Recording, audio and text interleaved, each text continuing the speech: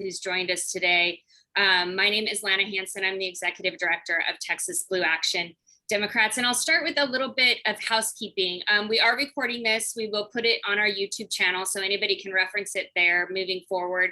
We will also be sending follow-up materials to everybody, that contains some of the information that we go through today. We will also be taking time to answer as many questions as we can, so please drop them in the Q&A and we'll try to get to everybody.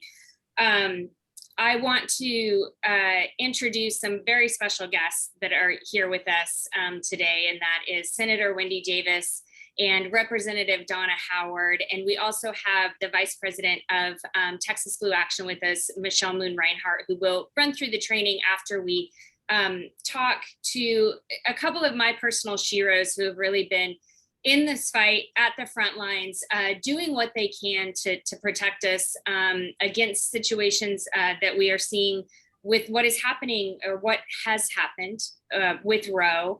I do want to start by saying that I know we're all tired of hearing we just need to vote more. We just need more people to vote.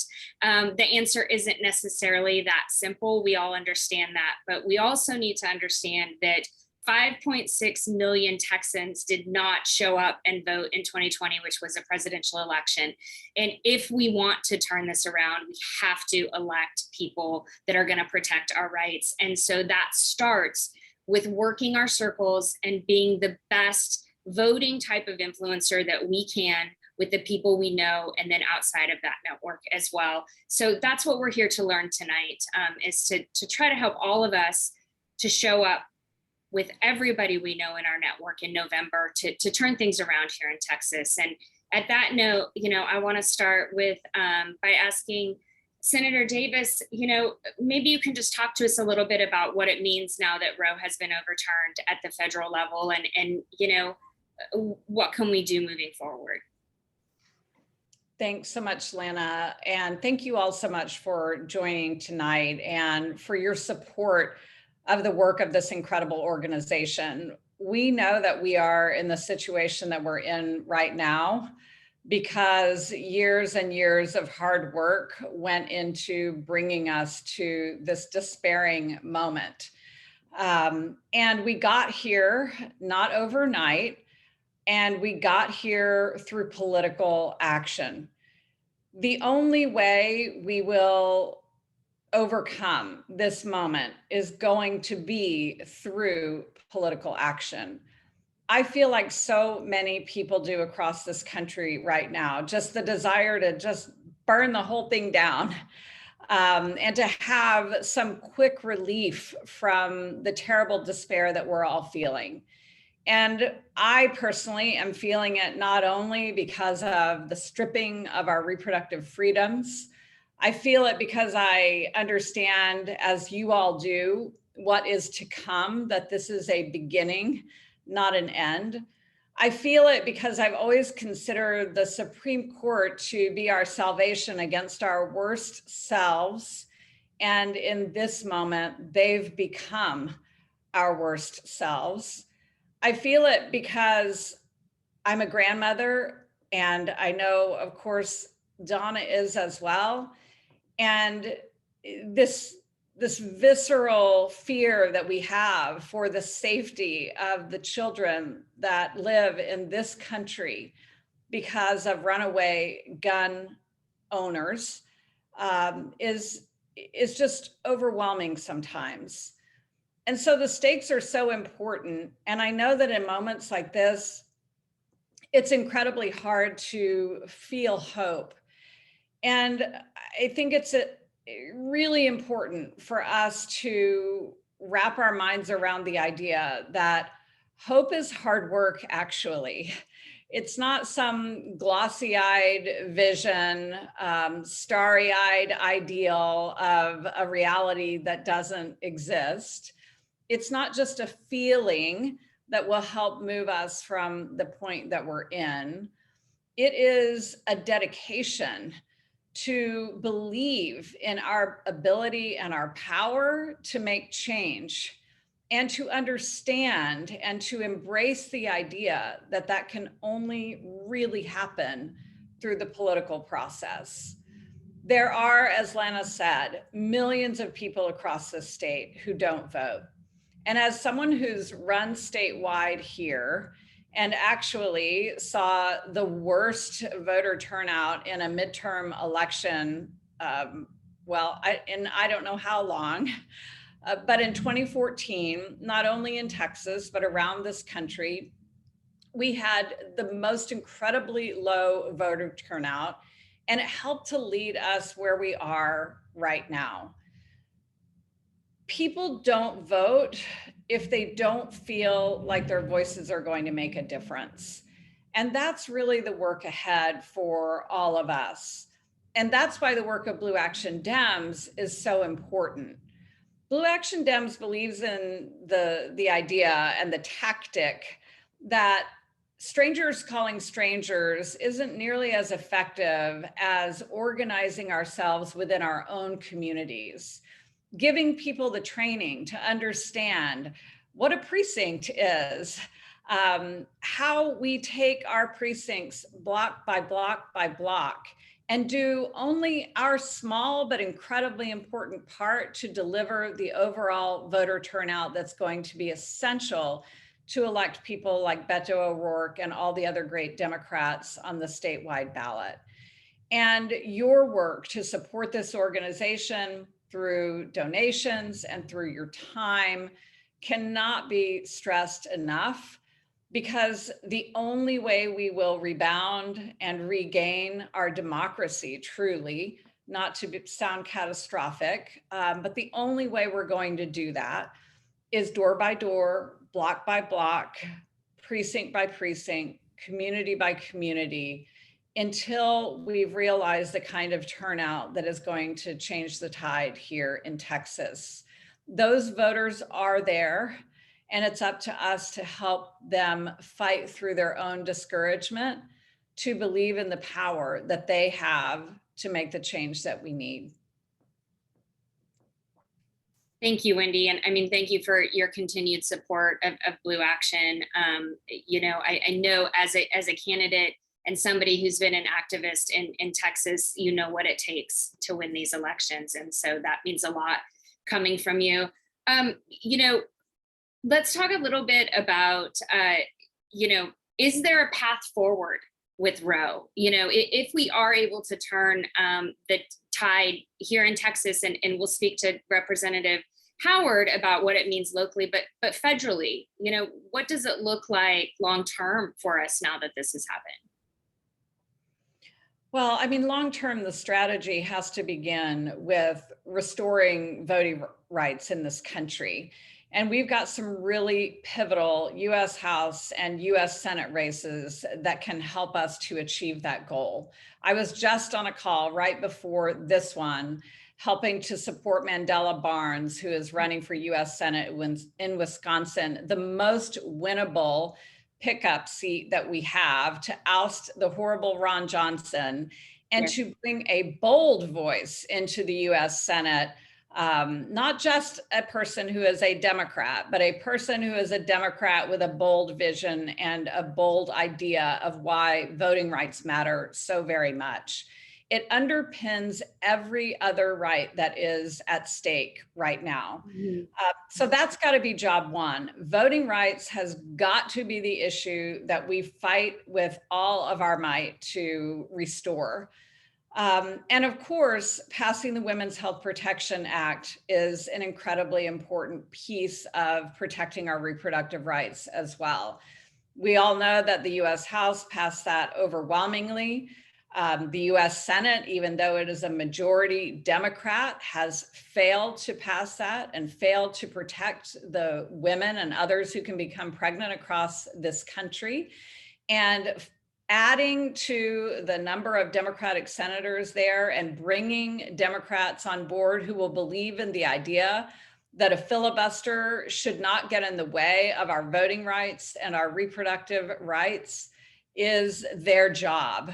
And so those are really essential things for us to do. I also want to stress very strongly that there is a congressional race here in Texas that is absolutely pivotal to us holding the majority in the US House, and that is Congressional District 15. Michelle Vallejo is the candidate in that race.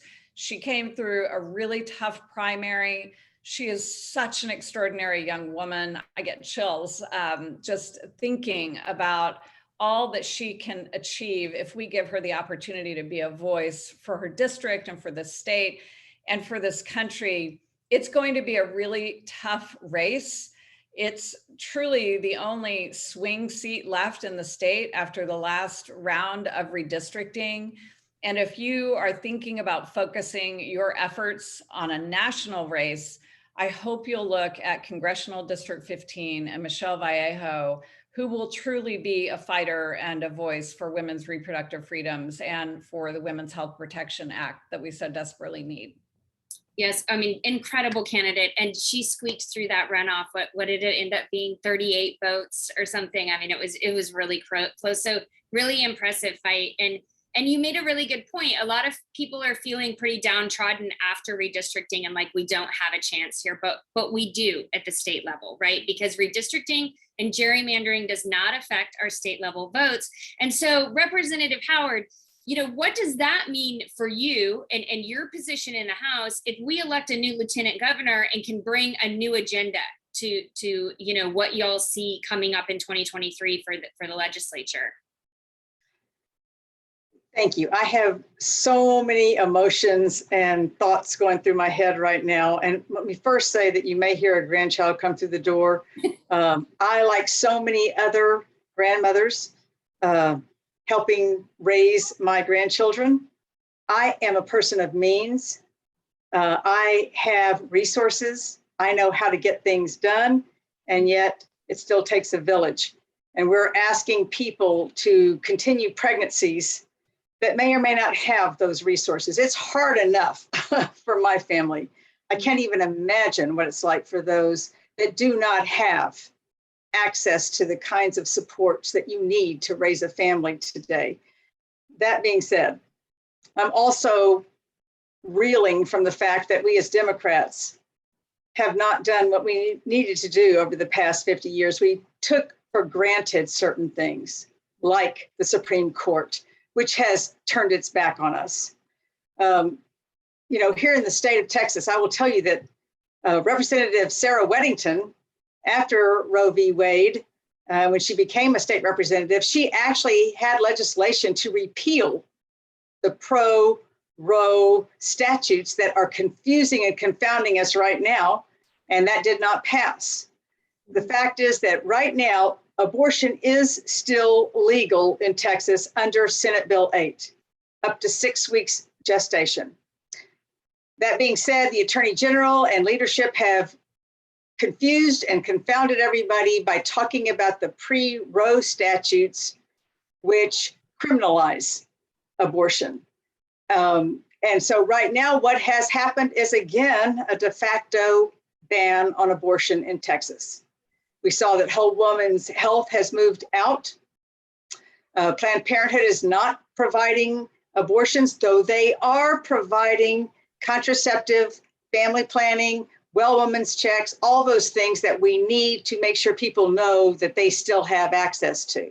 Mm-hmm. But it is really devastating right now, and a lot of confusion for our medical providers who, because of the ambiguity in the language, are hesitant to provide needed medical care to their patients that present who want their pregnancies, mm-hmm. but are now unable to feel like they can do that without risking liability. This is absolutely obscene. And we know, with no exceptions for rape and incest, and again, let me say, you shouldn't have to be assaulted to have an exception, mm-hmm. but with no exceptions for rape and incest, we have 10-year-olds that would be forced. Having a child, absolutely egregious kinds of things. So right now, I think a lot of us are just overwhelmed by what the implications of this turn of events that we find ourselves in right now, what all the consequences of it. Physicians are saying You have to wait for the woman to start dying before they can take action.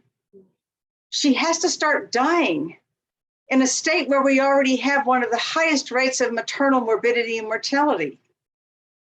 It is mind-boggling to people like me who came of age before Roe v. Wade, to know what it was like back then, to see all of the gains that women have made in society over the past half century. And I know Wendy's spoken to this before in terms of the GDP and the contributions that women have made to that. The fact is that we have been able, because we can determine if and when we are going to have a child, if and when we're going to have a family. We've been able to make choices educationally and employment-wise that have allowed us to be equal participants in society. What this is doing is pushing us back into a less than status. It is mind-boggling to me. The fact that we did the quorum break last summer, fighting what was going on with voter suppression, went to Washington, went up on the Hill, talked to so many congressional reps about this, talked to the vice president, tried to use what we had done. 50 some odd of us went. That was incredible. Right. Raising the issue here that we are threatening our very democracy and still could not get them to go past that frickin' filibuster. And here we are now with another assault on democracy, with women not having equal say, and they still are not taking action. So I want, Wendy, absolutely. I think we need to support those candidates that we need to support in Congress. But right now, what I'm saying is, it's at the state. That's where it's going. And yeah, I get it that gerrymandering has really disillusioned a lot of people. I'm disillusioned by it. But the fact is, as you said, Lana, statewide office is not gerrymandered. Right. If you do nothing else, vote for these statewide offices, because the governor has the power of the veto. The lieutenant governor has the power of the agenda. And the attorney general has the power of the court and interpreting law. Those three statewide elected officials can make a difference, even if we have a Republican legislature. I want you to vote up and down the ballot. Sure. But I want you to know that this is a doable thing. It's very much doable. And to your point, also, it's those local races that protect us at the level, right? Like at the local level, our county judge, exactly. Our local district attorney can choose not to criminalize us. That's right. Like to have an abortion. So it really is all of those people up and down the ballot. There are so many races that are not affected by gerrymandering that can protect us in these situations and in this situation and right. these situations, right? There's so many things. We're living in this never-ending news cycle of trauma, I feel like. So it's hard to keep focus there, but so many options to make a difference. And it does all start with talking to people about voting. And what do you expect to see in the next legislative session if we don't flip some of these seats at the top? I mean, I don't want to scare people, but people also need to understand this is where we are and it can get worse. Oh, it can definitely get worse. You would think that Roe v. Wade was the end, but it is not. No, right. They're already talking about criminalizing women. They're already talking about banning certain contraceptives and in vitro fertilization. There are so many things they're already talking about. Oh, and obviously going into the boardrooms of corporations and telling them what they can and cannot do with their employees in terms of helping them leave the state to get needed health care. Or not letting pregnant women leave the state. Isn't yeah, right. This is like we're going to submit pregnancy tests every time. Is this not America? Come on, people. Right. Terrifying. No, but I will tell you, we are, no matter what happens, no matter what the Democratic makeup of the legislature is, we are going to be working to ensure women have access to health care. We are going to be shaming our colleagues into, you say you're for pro-life, then let's see it. Let us invest in those moms and babies that you say you've been supporting that you haven't been. And so a huge effort is going to be placed on making sure we get the health care that Texans deserve and need. We're also going to be looking, unfortunately, we have to look at exceptions now because we have to be realistic here about what's in place here. Do not say it's okay for rape and incest victims to have to continue their pregnancies. Mm-hmm. Do not say that somebody who has a fetal abnormality that is a non-viable birth, that they're going to be forced to carry that birth to full term. There's got to be some exceptions made here. We're going to be pushing for all those kinds of things and making them vote on that. Well, thank you for being there and being that voice and being so compassionate and passionate and always showing up and saying what needs to be said, Representative Howard. It matters. It keeps people like myself, and I'm sure everybody on this call, in the fight, because we know we have people like you, and same to you, Senator Davis, out there doing this work for us and continuing to get us through the hard times with your tenacity and your persistence. And so I appreciate you being here tonight. I appreciate you both as women and mothers and grandmothers and humans. And I just can't thank you enough for all that you do. We do have a couple questions. Do you have a couple minutes maybe just to answer a few things here? And then we'll dive right into the voter influencer training with Michelle. So one of the questions that we have here is that the Democratic Party supported Henry Cuellar over Jessica Cisneros. How can we persuade people or explain to them that Dems are really, on the side of rights for women when we see that from the party? Great question. It's such a good question. And I'm so angry about it. It's hard to put it in words. I've always been truly in awe of Speaker Nancy Pelosi. And I think she is one of the great, not just Democratic leaders of our time, but great leaders of our time. And so probably all the more reason why her full-throated support of Henry Cuellar felt so upsetting and devastating to me and to so many other people.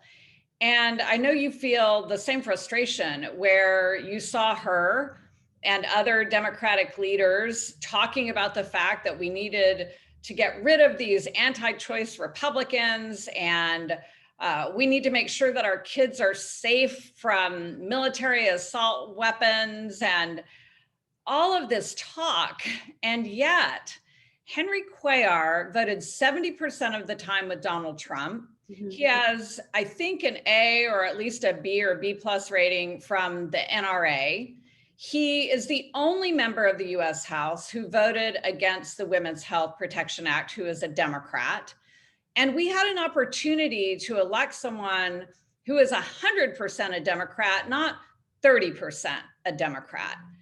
And I think we need to express our upset publicly and privately, which I have, to the leadership of the Democratic Party in this country.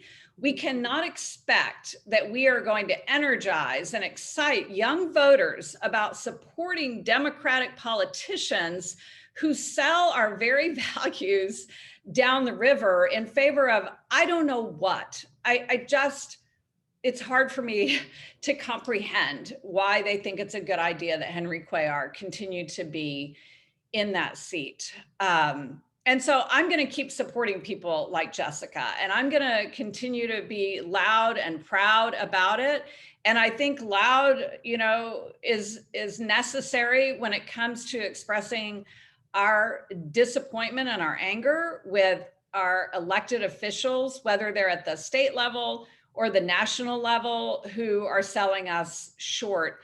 And I think we need to do that as powerfully as we can with our votes here in the state. It's unfortunately the case that we've also had people at the state elected level who haven't been on board with some of the issues that matter so very much to us. Mm-hmm. And I have absolutely no problem naming it, shaming it, and trying to get rid of them. And for the first time in my political career, I have dug in and dove in headfirst to primary races, because I'm just sick and tired of Democrats who aren't fighting with everything they have for all of us, and who have in large part been responsible for how we got here. And I'm going to say one more thing. Understanding the power of redistricting and how we got here has been such a source of anger for me. If you look back, and Donna was around to experience this before I was, but if you look back at what happened when Democrats were in the majority in Texas, and when we went through redistricting cycles, and when we watched a system of good old boy Democrats who were taking care of their good old boy Republican friends and being kind to them and protective of them when they redrew district boundaries, until ultimately their kindness resulted in Republicans taking a majority in this state and then wielding redistricting with the most brutal knife imaginable, not at all, of course, caring that the Democrats that they were wielding that knife against might be their friends. And the lesson learned from that is that we are where we are because we haven't fought as hard and as tough as we need to. It is just so heartwarming to know that we have fighters like Donna Howard. And I mean, you hear it every time you hear from her, you see it year after year, fight after fight in the state house. This is the kind of person who takes us where we need to go. And these are the kind of candidates that we need to put our support behind and encourage others to do the same. I couldn't agree more. And Donna, we wish you didn't have to do it all the time. And thank you, Wendy. That wasn't the case, but I think to Wendy's point that accountability matters, you know, and we should definitely be speaking to the people in our lives about our disappointment there, right? The moment we circle the wagons as being everything's fine no matter what is when we lose. And I also agree we need to fight fire with fire. We have been entirely too nice for years, and in some ways need to take some pages out of the Republican playbook, right? As terrible. And not only those pages, but also the pages of messaging. We have got to be disciplined and consistent with our messaging. And I don't know what the right words are. We've been talking about this for years. Several of us have been in the House, along with some people outside, have been talking about how do we message this particular election cycle. I welcome anything y'all have to suggest. You know, we know that the Republicans are so disciplined on what they say about faith, family, freedom, whatever it is that they have. We've got to have our overarching value statements that we get behind. What has been recommended recently that some of us have been talking about is freedom, justice, safety.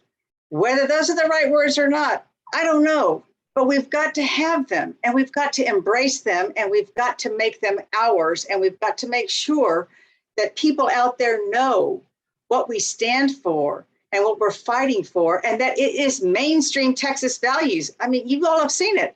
Poll after poll supports having access to abortion, supports gun reform legislation. You know, we are actually the mainstream party. We've got to act like it. We've got to get the message out there that shows people that that's who we are and that we are the people that they need to be voting for. I agree. Excellent point. We have two more quick questions, and then we'll need to move on here. But I think this is a really fantastic question. What can I say to voters who are demoralized and discouraged by a perception of lack of urgency by Washington Democrats collectively? I'll leave it open. That's yours, Wendy. I mean, turn your anger into action, basically, and work to get the kind of people who are going to fight for you into office. And to Donna's point earlier, redistricting, gerrymandering, they cannot touch us in our power to dictate the outcome of a statewide race. Mm-hmm. And we've got some incredible champions who are running this cycle. Yes, we do. Don't know the word compromise and go along and get along, who are filled with passion for fighting the fight that needs to be fought, and who are putting themselves forward in such a profound way, in such a profound moment in time. And we have an opportunity to say, this is the kind of person that I'm going to get behind, and just do everything we can to elect more and more people like that.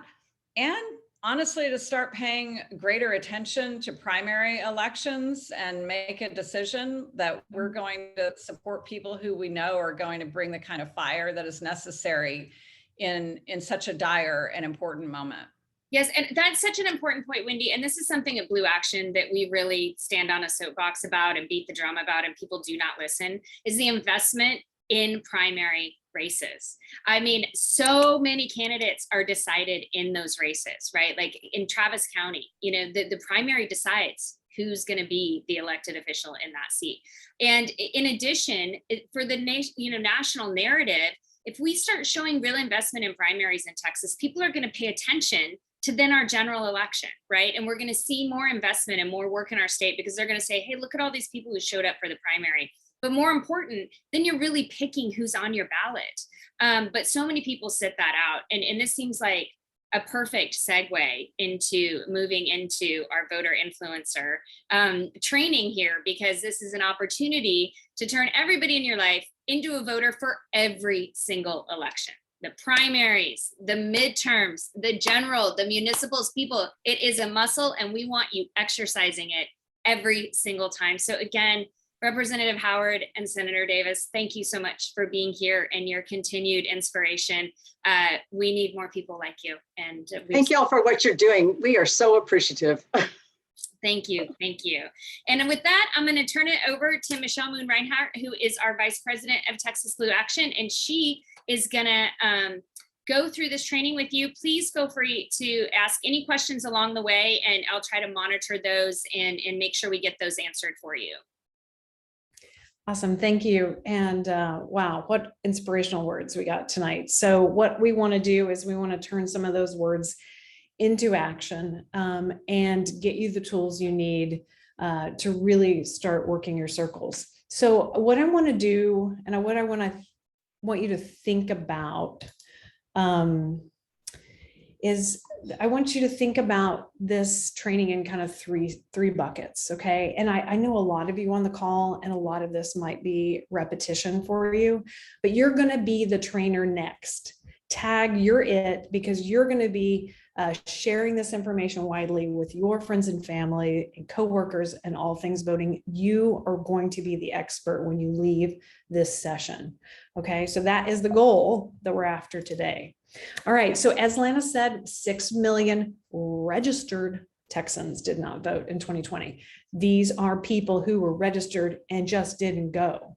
Okay. That was 2020. That was one of the high water marks, 66% turnout for us in the last 20 years. So that was a lot of people went and voted. I don't know if you saw the lines, but still so many millions of us did not.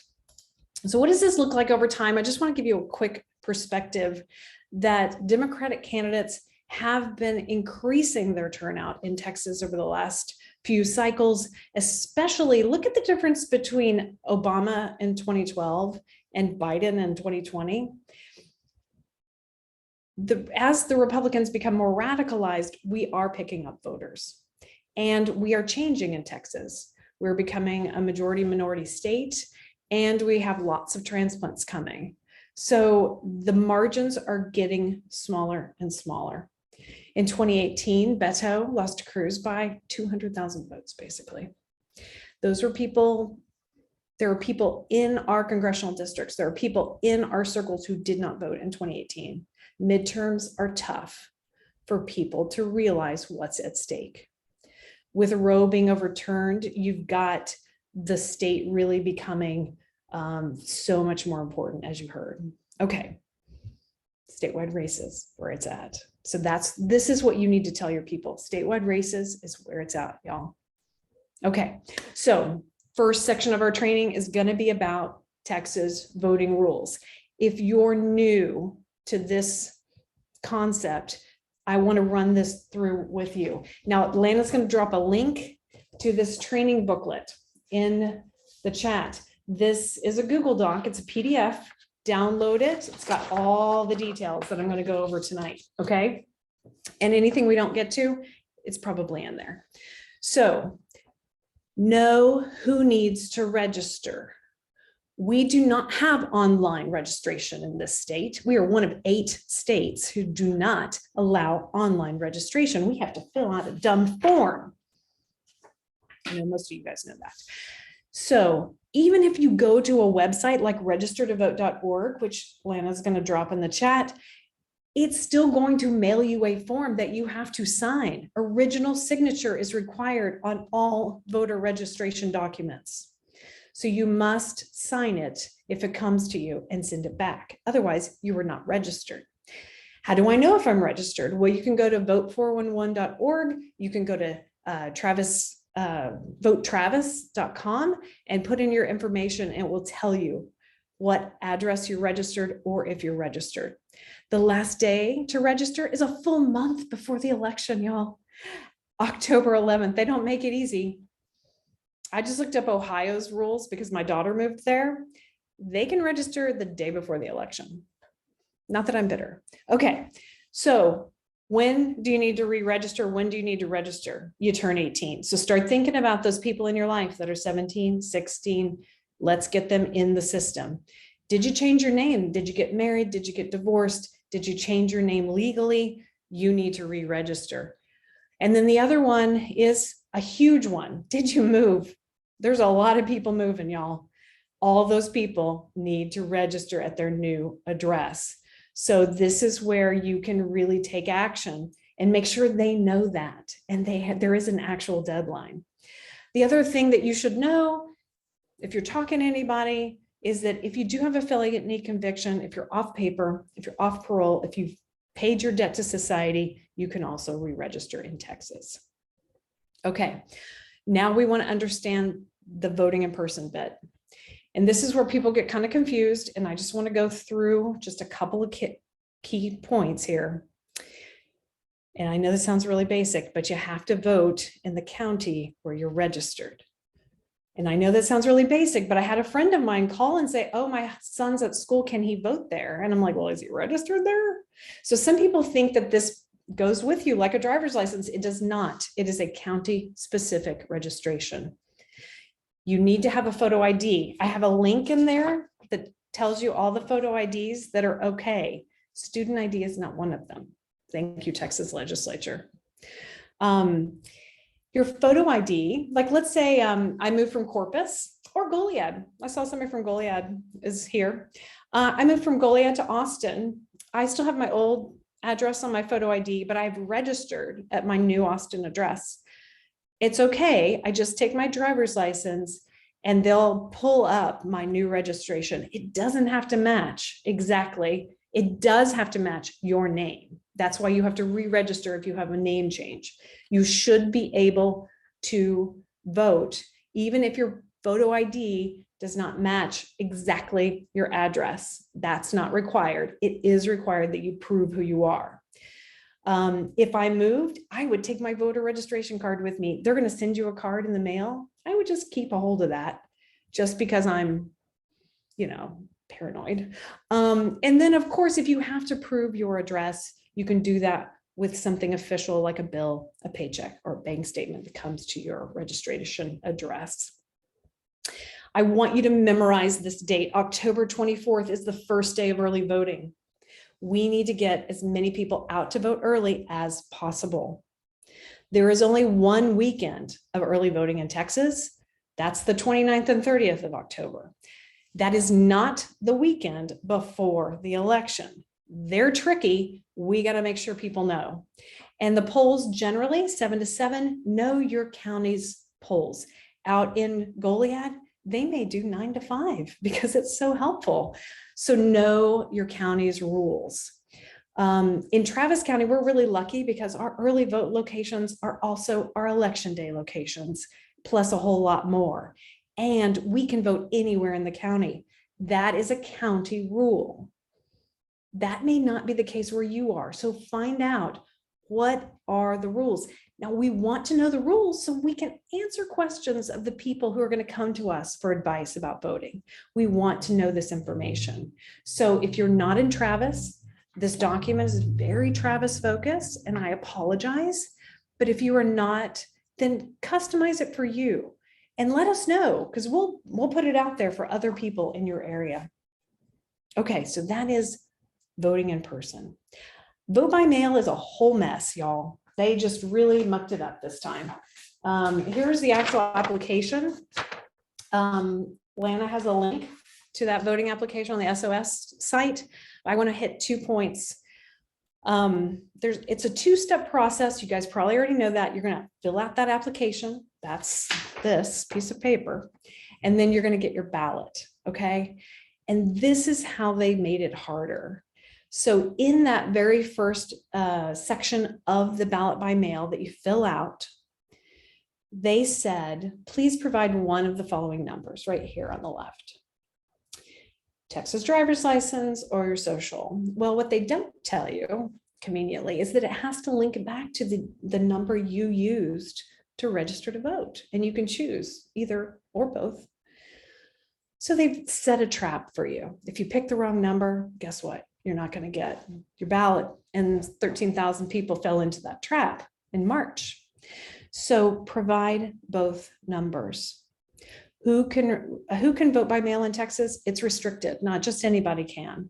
You've got to be 65 or older, disabled. No one checks if you're disabled. Out of the county for the entire voting period. College students, that's you. First day of your semester, last day of your semester, you're out of the voting period. And those people in jail pending conviction. Okay. The second trap that they've laid is the same dang numbers, only they're now on the back of your envelope that you're going to mail the ballot in with. Okay, so you hurdle over the actual ballot application, you get the ballot, you fill it out, fold it up, stick it in the envelope, seal it, and on the back, don't forget to put both of those numbers again. The other thing that is a trip up for most people is they don't sign the envelope. You have to sign the envelope, and guess what? It has to match substantively the signature on your application. So take a picture of your application so you can also compare it, make sure that it's substantively the same. Now, I've got like a sloppy signature, and then I've got a regular signature. I think everybody does. So make sure you know which one you used.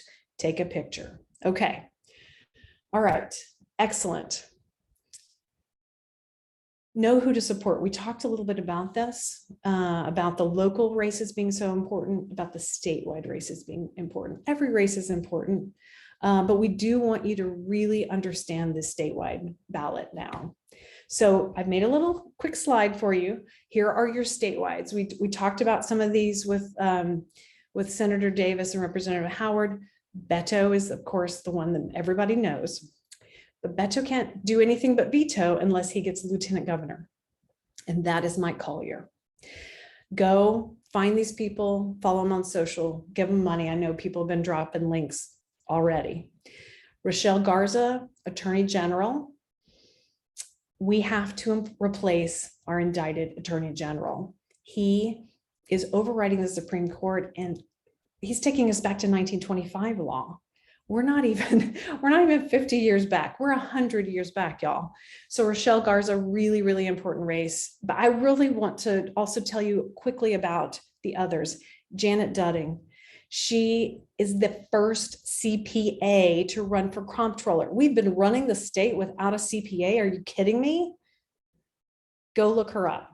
Jay Clayburgh, land commissioner. This man knows land management. He is part of the King Ranch group. Go watch Deep in the Heart. Go look it up. It should be on Amazon Prime or Netflix or one of those.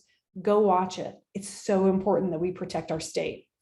Susan Hayes, ag commissioner. Did you know rural hospitals fall under ag commissioner? You have to go look her up. The amount of money that we are pulling out of those hospitals is criminal. And Luke Warford, if you have young people, if you have people who are concerned about climate change, this has now become the most important climate change election in the country, because the Supreme Court, with the overturning of the EPA, has put it all back in the states. If we do not elect these people, we have problems bigger than we have today. So this is your statewide slate. Get to know them, follow them, find their talking points, make sure that you can talk knowledgeably about them, because you want to be that knowledgeable source as a voting influencer. I want to highlight 2 other statewide buckets. Texas Supreme Court. Everyone votes on Texas Supreme Court. It's completely Republican, y'all. Did y'all know this? It's horrifying. 3 people are up. We have 3 women running. Check them out, pay attention, flag it for your people. Texas Criminal Court of Appeals, again, 100% Republican. 3 seats are up. We have 2 challengers. Don't get me started. 2 Democrats to vote for. Check them out. This to me is another webinar that we should do. We should talk to these people and talk about the influence that the Texas Supreme Court has. Stand by for that. Okay, what can you do? You love this information. You want to do more. What can you do? You can become a volunteer deputy registrar. You can register voters. It's super simple now, y'all. You go to the Travis County deputy registrar site. Lana's going to drop the link. You can take an online self-paced course. You can join a live Zoom course. And here's the beautiful thing. Even if you don't live in Travis, Travis has reciprocal agreements with most counties, and you can just show up with your Travis license and get your other VDR. So I'm sure Harris has something similar. If you're in Harris County and you know about it, drop that link. It is a great way when you start to really work your circles. You want to shortcut this for people. If I can fill this out for you, or if you can fill this out and I can turn it in for you, and it doesn't have to go through the mail and all that jazz, you can be registered sooner. As we get toward the deadline, VDRs are even more important. So go ahead and knock that out today. You can do it in an hour. The other thing I will pitch for is poll and election workers. You got to believe that those Republicans are lining up to be poll and election workers. We have to show up. You've got to plug into this. You've got to volunteer, take the day off of work and help, because a lot of our poll workers and election volunteers are older, and we have to replace them. We have to step up for this. So this is like extra credit, but I'm putting it out there for you guys to think about, okay? All right. That's the big chunk. You know it. Now we got to put it into action. We got to know our stuff, so we're the experts. So here we are. You are the dark blue center. You are the crunchy middle, the jelly and the donut. You're the important thing. You've got to know your stuff, and then you're going to radiate that information out. So you're going to go to that first circle. This is your family. This is your friends. These are your neighbors. These are the people you talk to all the time.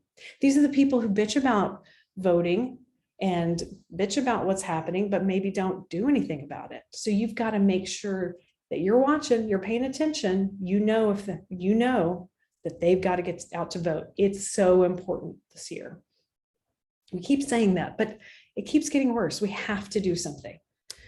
And then we're going to challenge you to radiate out even further. And this is your community. As Senator Davis talked about, we like to work our own areas. We like to knock our neighbors' doors. And I'm going to walk you through those steps right now. So before we get started, this is about campaigns. Okay, so campaigns look at where can they get the biggest bang for their buck, right? And so that's why they knock doors. If they knock a door and they get someone to answer the door, if they can connect with that voter, they can move that voter to the polls 70% of the time. That's a stranger knocking the door. A stranger with a phone call, like, you're doing a phone bank for Beto, 30% ROI. Those mass text messages that everybody wants to get in on, not a great ROI, 20%. a postcard in the mail, all that stuff that comes in the mail before the election, it's really not moving very many people. But relational organizing is the most effective. And when you start to think about it, it makes a lot of sense, right? Because if I knock a door, they may not come to the door. If I call, who answers this call you don't even recognize? Nobody. But if I call my friend, I text my friend, if I drop by my neighbor's house, they're probably going to open the door because they recognize me, they know me, and they want to know what I need. Maybe I need a cup of sugar. Maybe I need them to get their butts to the poll. All right, so start with those circles. I want you to start thinking of circles. This could be book club. This could be church. This could be PTA.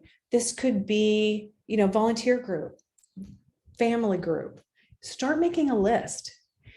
And, if you know they're Republican, don't talk to them. You don't have to. This isn't about fighting and winning anybody over. This is about people who aren't voting, who agree with you, and getting them plugged in with the information they need.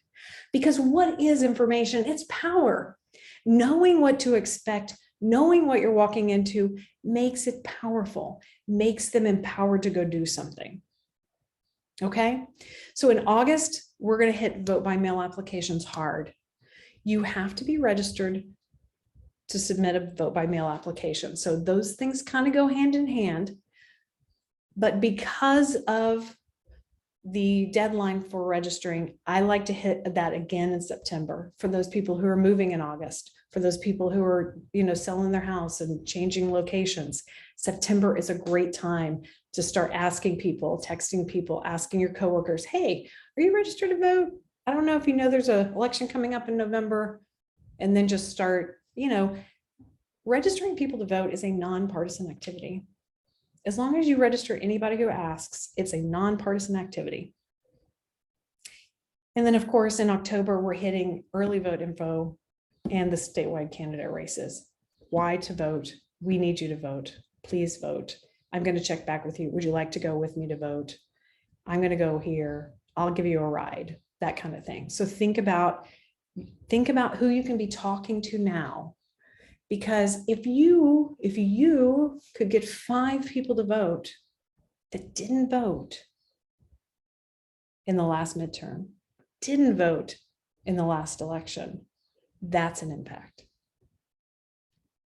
Okay, so then we're going to widen our circles. This is when we're going out further.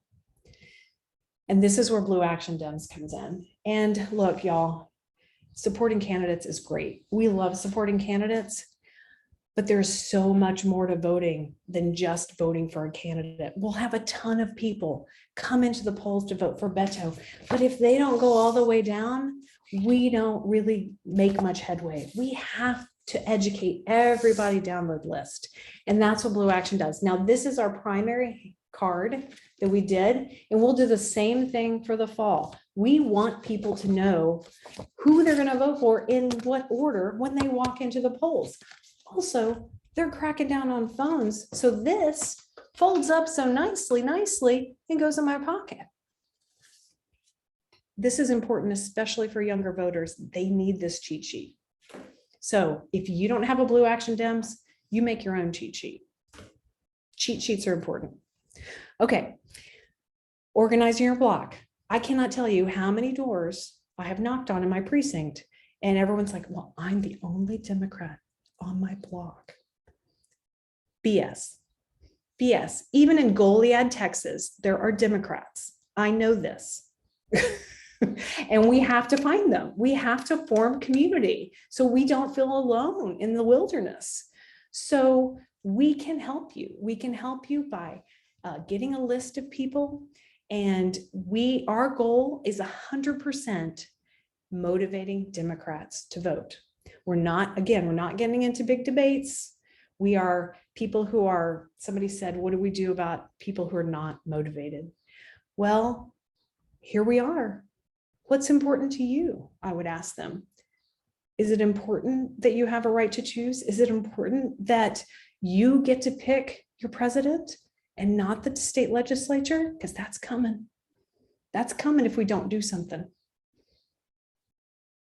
There's a whole lot. I don't even have to tell you guys. It's going to get worse if we don't do something. So I would begin to listen and then empower. Okay. Today, we are working on data cleanup. Now, remember, we did not knock doors in 2020. They told us not to. We did not do it. We had a pandemic. But we can get you a list of voters on your phone in an app called Minivan. If you do not have Minivan on your phone, I would encourage you to download it right now. On this, I've got a whole lot of instructions in this packet about Minivan. Go to your app store, download it. It looks like a little flower.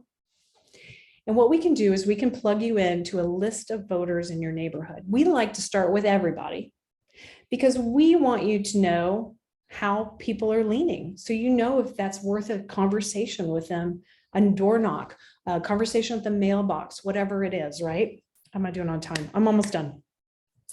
So let me just give you a quick look at this. So this is Minivan, these pictures. This is their voting record. Now, before you get upset, if you vote, it's public record. We do not know who you voted for. We only know if you voted in a primary and what party, or if you voted at all. Okay.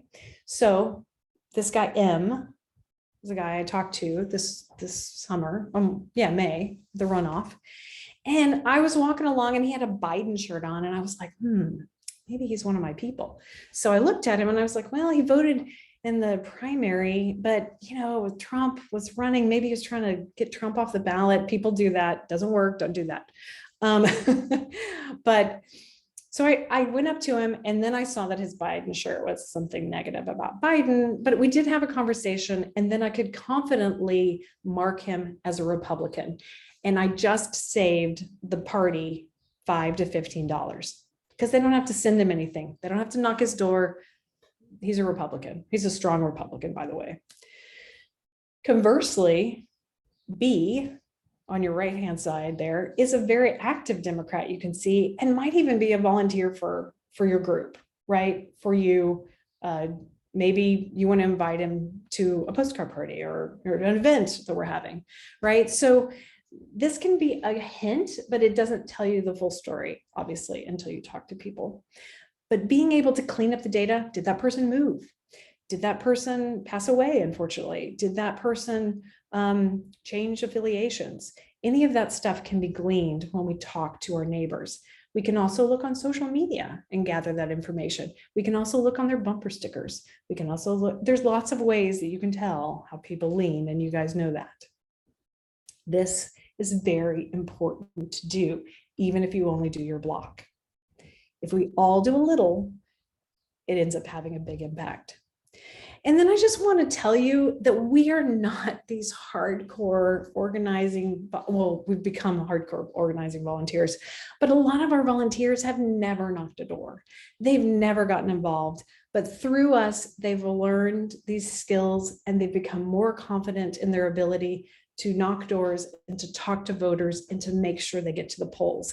And y'all, we've been doing this work in Southwest Austin for 4 years, going on longer, 5, 6 years, and we've been able to increase turnout. And in those precincts where Blue Action is active, we are increasing turnout among Democrats, and that's what we need. We need a 5% lift in turnout. We can do that if we organize. If we organize and we work our circles, we can get that lift for Beto. We can get that lift for statewide candidates, but we have to all engage. It is not enough just to vote. God, I wish it was. It is not. I would love to sit around and eat bonbons. Remember those days when we used to just vote, not do all this stuff? Okay, so let's take some action. Let's work those circles, get that sheet of paper out and start thinking of people. Let's go ahead and plug into a Blue Action chapter near you. If we've got one, blueactiondems.com, they're organizing now. They're starting now. If you don't have a chapter, no problem. We will take on the action to connect you with your precinct chair. We will connect you to your local Democratic Party structure. And if you want to start a group, then we're happy to talk to you and help you do that too. info@blueactiondems.com will get you Lana, and she can connect you. So that is it. That's our contact information. Do we have questions? Did I go through it too fast? Almost on time. You did Lana? great at staying on time. I don't see any new questions, but everybody on here, if you have one, please take a moment and feel free to type that in the Q&A, and we will. Oh, I see one. Is there a list number? Yes, you need a list number, and that's what we can do to help you. You have to have special access to generate those lists. And so if we connect you to Democrats in your area, they can get you a list and you can get working, or we can get you a list. So that info@blueactiondems, that will connect you to us, and we can help you connect to the party. This is the work, y'all. It's not magic, special. It's just doing it. And here's the other thing. Here's the thing that really makes a difference. We have to keep doing it. This isn't a one-off. We're going to get Beto over the finish line and then woo. No, we have to keep at this. They're not going away. We have to continue, and Blue Action organizes year round. We have taught people to expect these little flyers, and I get texts like well before it's early voting times. Where's my cheat sheet? Like, you can train people in your neighborhood to vote, but it takes a couple of cycles. And that's what we need. We need sustained energy. This is a marathon. You can do this. We can do it together, because really, that's it. We don't have a choice. Yes, we can get you that link to the PDF. Lana, do you have that? Yep. And Okay. we will email everything out at the end too, to everybody that's on here. So don't worry. You'll get all of it, I promise. Except for the slideshow, we will not be sending that, but like I said, this will be on our YouTube channel. And if any of you have a group of friends that you would like us to do this presentation to, we are happy to do that. Just reach out at info@blueactiondems.com or Lana at Texas Blue Action, and we're happy to make that happen for you. We are not targeting Republicans. Oh, thank you. I was answering that as I was talking. I was typing that in. It's so hard to type and talk, isn't it? It's like your brain doesn't work that way. Yes. The whole idea of Blue Action Dems is Democrats don't vote. They're not consistent. They're just not. Republicans vote every time, all the time. Our goal is to turn out Democrats, and then those folks that just aren't voting. So, because that's what we need to gap the numbers. The reality that any of us is going to change a Republican's mind, it's not going to happen. If somebody is going to change a Republican's mind, it's going to be the candidate, not the neighbor that knocks the door. There is an opportunity for persuasion at the candidate level. But when we're talking about peer-to-peer influence and turning out voters, our targets are always Republicans, and then the folks that just are not showing up. We want to empower them to be there and to decide to, be an engaged voter. And to something that Michelle said a little bit ago about, we have to look at this as the long game. And I know we've been fighting for the long game, but 600,000 votes for a Democratic president in Texas is not much that Biden lost by, when we're talking about 5.6 million people that aren't showing up. In addition, Texas has 40 electoral college votes now, y'all. So if we run a really good game till this November, bring a lot of new voters to the table, and continue to run that game until 2024, we have a real opportunity to, depending on who's running, bring 40 electoral college votes to a Democrat. And if that happens between California, Texas, and New York, it's going to be really hard to elect a Republican president again for decades. So, zoom out here and think like, I've recently had the opportunity to interview Shannon Watts. And one of the things that I took away from that conversation was, she said, all changes it comes slowly, right? And that you have to just keep working on it. And, she said that's what's happened with Mom's Demand. It's been 10 years in the making. It took them that long to pass 2,000, gun reform bills in different states. It didn't happen overnight, so we all need to remember it's incremental. We just have to keep moving the ball. And that means each of us bringing new voters to the table. And I don't know if y'all saw it, but when Michelle said if we each brought 5 new voters, there's 104 people on this call. That would be 520 new voters at the polls if just the people on this call tonight brought 5 friends and made sure that they voted, and make sure they're Democrats, please. Yeah. We don't want the Republicans. You can leave your Republican friends at home. But that's how big of an impact we can have as individuals. And when we're looking at races, like we talked about Michelle Viejo's race, where she won that runoff by 38 votes, 500 votes is a lot, right? It matters. Yeah. So, use that to charge your batteries, y'all. Yeah, it's possible, y'all. The numbers are there. We have to get people to the polls. And I think a lot of what keeps people, I've done enough phone banking and enough door knocking that I think people are the people who are left to vote, right? They don't know what to expect.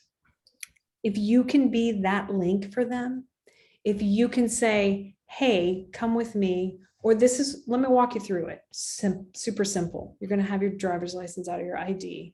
They're going to ask you this. You're going to say this, if people have never voted, it's intimidating, especially if they think they might get in trouble. And the Republicans have done a fantastic job of making them feel that way. You can be that link. And I think knowledge is power. And it's such a cliche, but we're here to tell you, to empower you, to empower others. The information is essential. And if we can get to those voters, if you become a VDR, you will run into people, obviously, who have not voted in Texas. And you will need to inform them what to expect. So get going. We need you.